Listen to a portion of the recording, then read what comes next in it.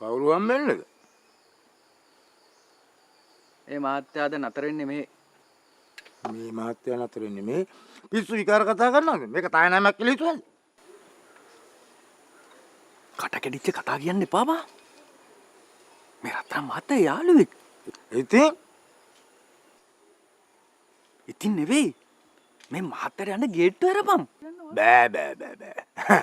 වලව්ව මේ වෙලාවේ පිරිමි කවුරුවත් නැහැ. වලව්ව ඇතුළට පිටස්තර පුද්ගලයෝ ගන්න බෑනේ.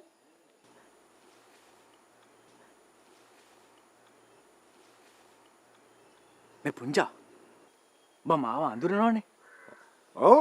ඔබ නාර්දයානේ. බඩෝවිට. එහෙම නැතිනම් ගේට්ටුව අරපන්. ඇතුළට යන්න.